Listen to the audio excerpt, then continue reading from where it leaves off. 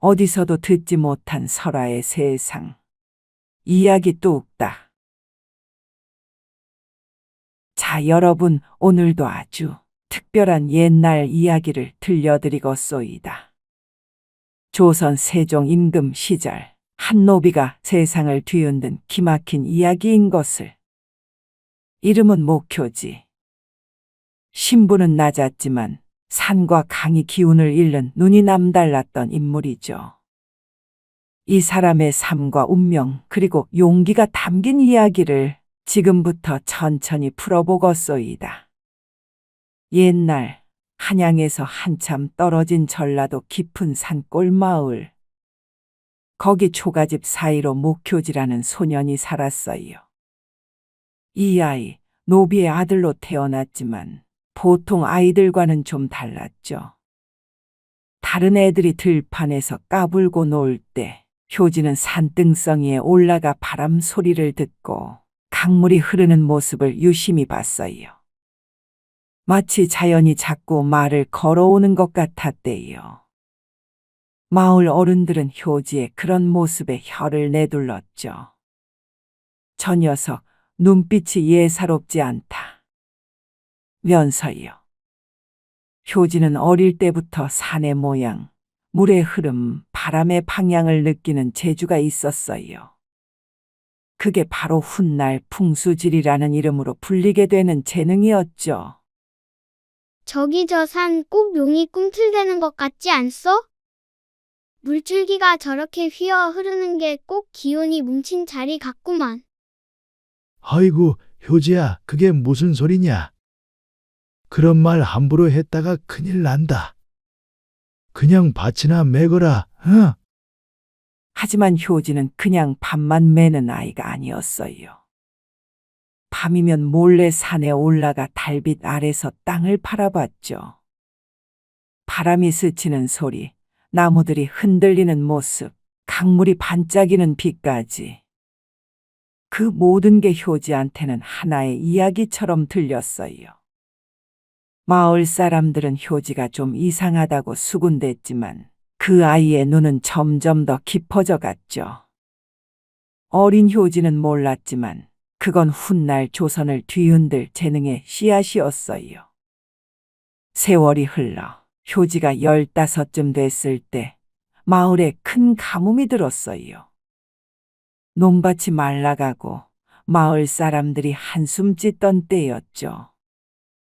그때 효지가 나서서 물이 흐를 만한 자리를 찾아냈고 그 자리에서 샘물이 솟아난 거예요. 마을 사람들이 놀라서 이 녀석 정말 신기하다 하며 박수를 쳤지만 효지는 그저 묵묵히 고개를 숙였지요. 그때부터 마을에선 효지를 산을 아는 아이라고 부르기 시작했어요. 그러다 효지가 25이 되던 해 큰일이 생겼어요. 세종 임금님이 백성들의 삶을 살피러 전라도로 행차하신 거예요. 임금님은 말을 타고 마을 어귀를 지나가다 밭에서 땀 흘리며 일하는 효지를 보시곤 멈춰 서셨어요. 효지의 모습이 어딘가 남달라 보였거든요. 임금님은 호기심이 동하셨죠. 저 젊은이가 뭔가 다르다 하시면서 효지와 이야기를 나눠보고 싶으셨대요. 그 순간이 바로 효지의 운명을 바꾼 시작점이었어요. 저기 저 젊은이, 이름이 뭐냐? 어찌 그리 땀을 흘리며 일하느냐? 소인은 목효지, 노비의 몸이라 해. 밭을 매는 게 제 운명인디. 산과 강이 자꾸 말을 걸어와서 정신없구만이라. 산과 강이 말을 건다. 그게 무슨 소리냐? 말해 보아라. 저 산등성이를 보시소. 저기 용의 꼬리가 꿈틀대는 형국이구만요. 근데 저 물줄기가 끊겨 있어요. 기운이 막힌 자리라 이 마을이 잘 안 풀릴 겁니다요. 세종 임금님, 이 말에 귀가 번쩍 뜨였어요. 노비가 산과 강이 기운을 논하다니 이건 보통 일이 아니었지요. 세종님은 원래 사람의 재능을 알아보시는데 남다른 눈이 있으셨잖아요. 효지의 말이 터무니없는 소리가 아니라 뭔가 깊은 통찰이 담겨 있다고 느끼셨어요. 그래서 즉석에서 결정을 내리셨죠. 이 젊은이를 한양으로 데려가야겠다. 하시곤 효지를 조정으로 불러들이셨어요. 마을 사람들은 깜짝 놀랐죠. 저 노비 녀석이 임금님 앞에 간다고 하면서요. 효지는 떨리는 마음을 안고 한양으로 향했어요. 그 길이 쉽지는 않았죠. 낡은 집신의 초라한 옷차림, 하지만 눈빛만큼은 누구보다 빛났어요. 한양에 도착한 효지, 조정에 들어서니 학자들과 풍수사들이 줄줄이 서 있더라고요. 다들 이 촌놈 노비를 깔보는 눈초리였어요. 저런 녀석이 뭘 안다고 하면서 콧방귀를 뀌었죠. 하지만 세종 임금님은 달랐어요. 효지의 눈빛에서 뭔가 특별한 걸 보셨거든요.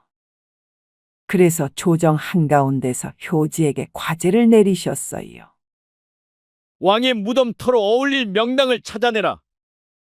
이건 그냥 시험이 아니었어요. 조선 왕실의 운명이 걸린 큰일이었지요.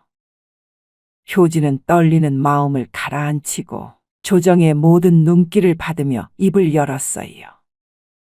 목효지, 내가 너를 시험하노라. 이 산하의 명당을 찾아라.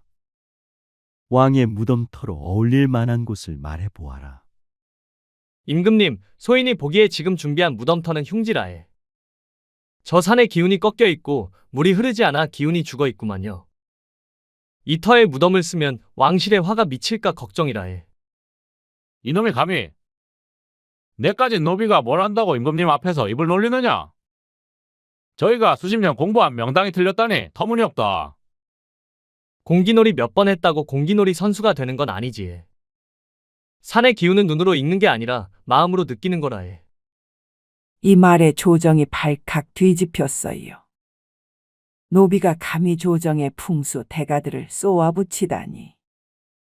학자들은 얼굴이 새빨개져서 고함을 쳤고 어떤 이는 웃음을 터뜨렸죠.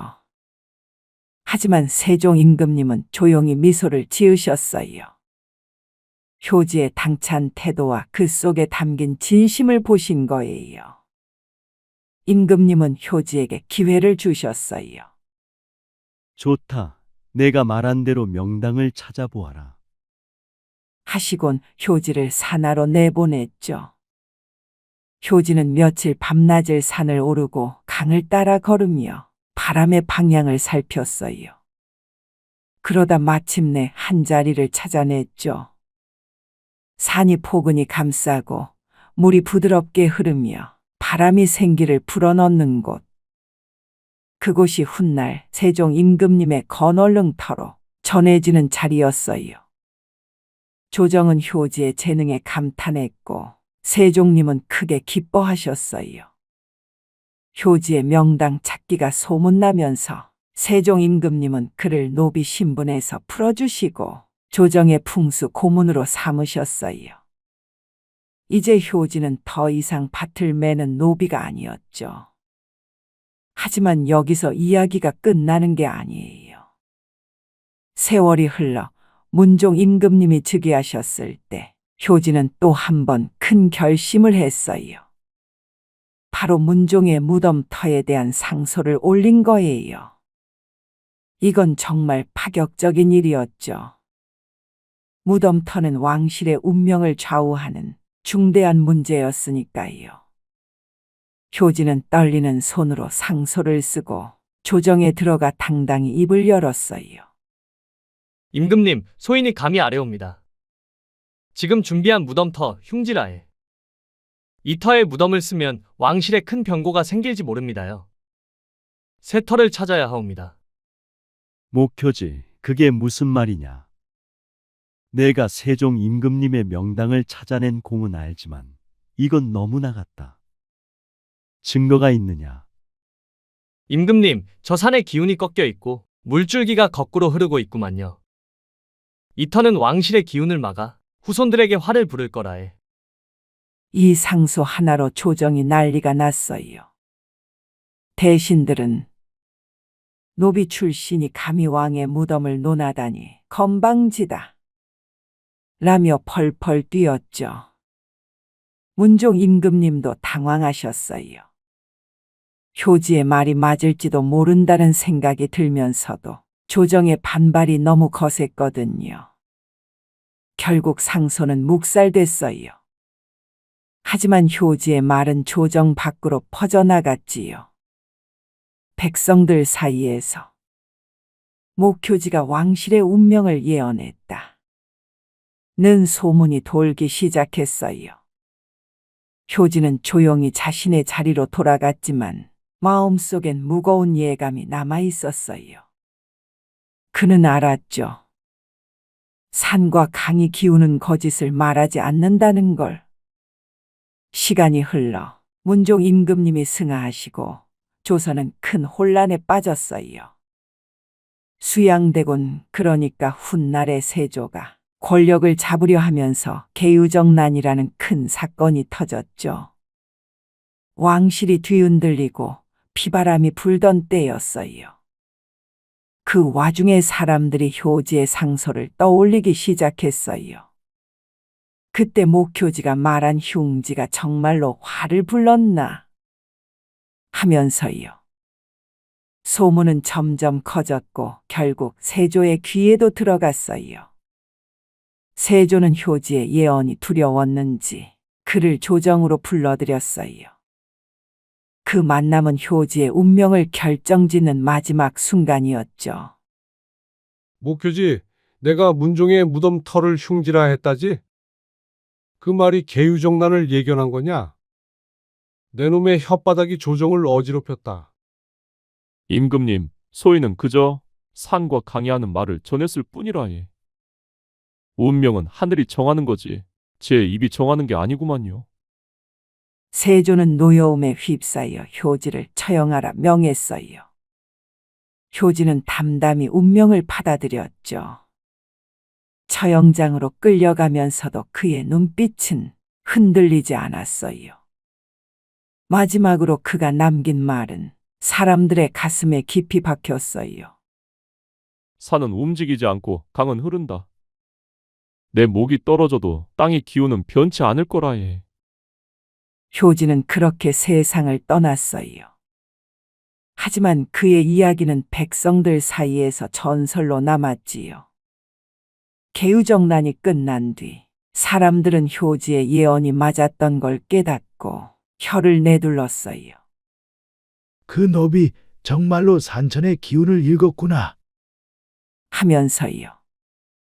효지의 이름은 세월이 흘러도 잊히지 않았어요.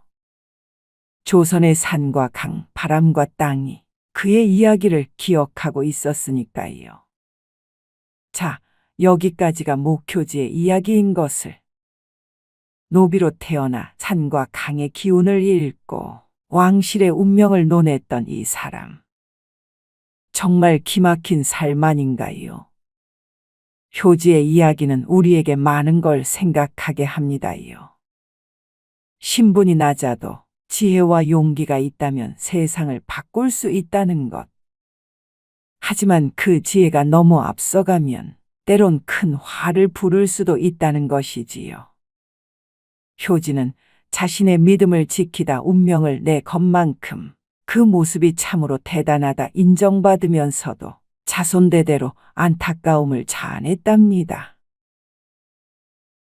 그럼 우리가 사는 세상도 어쩌면 효지가 본 산과 강이 아닐까 하는데요. 바람이 부는 방향, 물이 흐르는 길, 그 모든 것이 우리에게 무언가를 말해주고 있는 것입니다요. 효지의 이야기를 들으며 우리도 한번 곳곳을 돌아보면 어떨까요?